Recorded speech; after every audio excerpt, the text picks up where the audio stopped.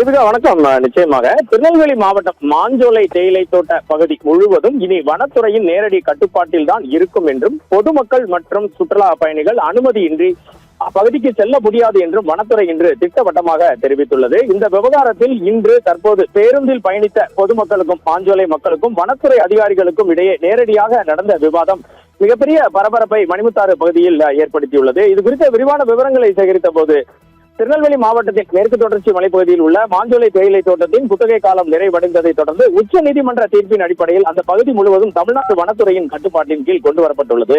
இதன் காரணமாக மாஞ்சோலை பகுதிக்குள் பொதுமக்கள், சுற்றுலா பயணிகள் மற்றும் வெளிநபர்கள் அனுமதியின்றி செல்ல தொடர்ந்து தடை அமலில் இருப்பதாக வனத்துறை அதிகாரிகள் தெரிவித்துள்ளனர். தொழிலாளர் பிரச்சனைகள் அல்லது பிற வழக்குகளுக்கும், அதாவது விருப்ப ஓய்வூதிய திட்ட வழக்குகளுக்கும் வனத்துறை மேற்கொண்டுள்ள இந்த நடவடிக்கைக்கும் எந்த தொடர்பும் இல்லை என்றும் உச்சநீதிமன்ற உத்தரவின் அடிப்படையிலேயே அனைத்து நடவடிக்கைகளும் மேற்கொள்ளப்படுவதாக வனத்துறை அதிகாரிகள் தற்போது விளக்கம் அளித்துள்ளனர். இந்த நிலையில் இன்று மாஞ்சோலை பேருந்தில் பயணித்த பொதுமக்கள் மற்றும் வனத்துறை அதிகாரிகளுக்கு இடையே நேரடி விவாதம் நடைபெற்றது. தங்களுக்கு மாற்று குடியிருப்பு, நிவாரணம் மற்றும் வாழ்வாதாரத்திற்குரிய தீர்வு வழங்க வேண்டும் என பேருந்தில் சென்ற பொதுமக்கள் கோரிக்கை வைத்தனர். அதற்கு பதிலளித்த வனத்துறை அதிகாரிகள் வனப்பகுதிக்குள் புதிய வீடுகளை கட்டவோ புதிய குடியிருப்புகளை உருவாக்கவோ சட்டப்படி எந்த அனுமதியும் வழங்க முடியாது என்றும் நிவாரணம் மற்றும் மறுவாழ்வு தொடர்பான அவர்களது கோரிக்கைகள் மாவட்ட நிர்வாகத்தின் மூலமாக மட்டுமே பரிசீலிக்கப்படும் என தெரிவித்தனர். மேலும் மாஞ்சோலை பகுதியில் இனி புதிய வேலை வாய்ப்புகள் வழங்கப்படாது என்றும் அனுமதியின்றி அப்பகுதிக்குள் நுழைவது அல்லது விதி மீறல்களில் ஈடுபடுவது சட்டப்படி அனுமதிக்கப்படாது என்றும் வனத்துறை எச்சரித்துள்ளது. ஒருபுறம் உயர்நீதிமன்ற உத்தரவின் அடிப்படையில் வனப்பகுதியை பாதுகாக்கும் நடவடிக்கைகள் தீவிரமாக நடைபெற்று வரும் நிலையில், மறுபுறம் பல ஆண்டுகளாக அங்கு வாழ்ந்து வந்த மக்களின் வாழ்வாதாரம், மறுவாழ்வு மற்றும் எதிர்காலம் குறித்த கேள்விகள் தொடர்ந்து எழுந்து வருகின்றன.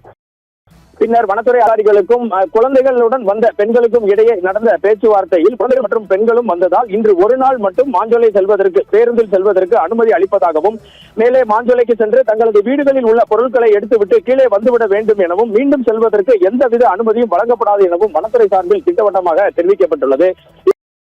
இதுவே தற்போது அப்பகுதிக்கும் நிலவரம். தீபிகா, தொடர்ந்து தகவல்களை திரட்டிக் கொண்டிருக்கிறோம். தீபிகா, விடுவோம் நாளைக்கு இந்த மாதிரி சும்மா இந்த மாதிரி வீடு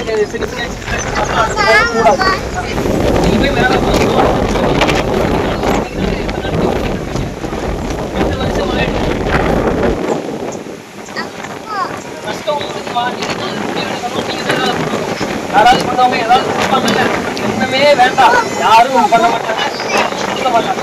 சரிங்களா? எத்தனை பேர் இருக்கலாம் அப்படிங்கிறது கலெக்டர் தான் லிஸ்ட் கொடுத்துருக்காங்க. அதை மீறி நாங்க அனுப்பினா நீங்க இதை கேட்க வேண்டியது கலெக்டர் நீங்க அங்க அவங்களுக்கு நேர்ல கேளுங்கம்மா. நாங்க படிச்சு எங்களுக்கு என்னதான் ரெமடி அப்படிங்கறத கேளுங்க. அவங்க என்ன சொல்லுவாங்க, உங்க கேஸ் முடியட்டும் அப்படிதான் சொல்லுவாங்க.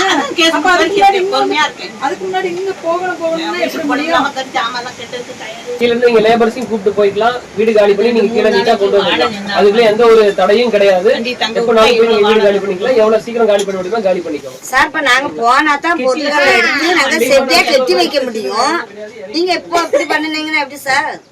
வண்டியோட போய் 3 நாள் இருக்கலாம் சொன்னாங்கல்ல.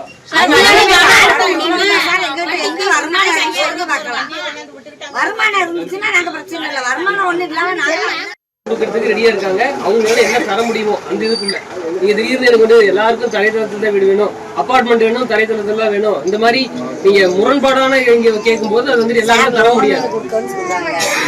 ஆடு மாடெல்லாம் கொடுக்க முடியாங்க. நாங்க அபார்ட்மெண்ட்ல வீடு வாங்கி நாங்க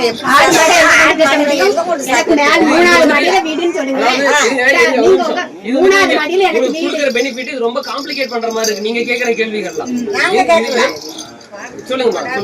அவங்க சொல்றதுக்கு நாங்க சொல்றோம், ஆடு வாங்கிக்கலாம், குடியிருக்கிறதுக்கான ஒரு இடம் தான் நம்ம மாத்தி தர முடியும். சரிங்களா? இங்க ஆடு மாடு வளர்க்கறதுக்கு, கோழி வளர்க்கறதுக்கு அந்த இடங்கள் அப்படி தர முடியாது. உங்களுக்கு 3 சென்ட் இடம் தராங்க, அந்த இடத்துல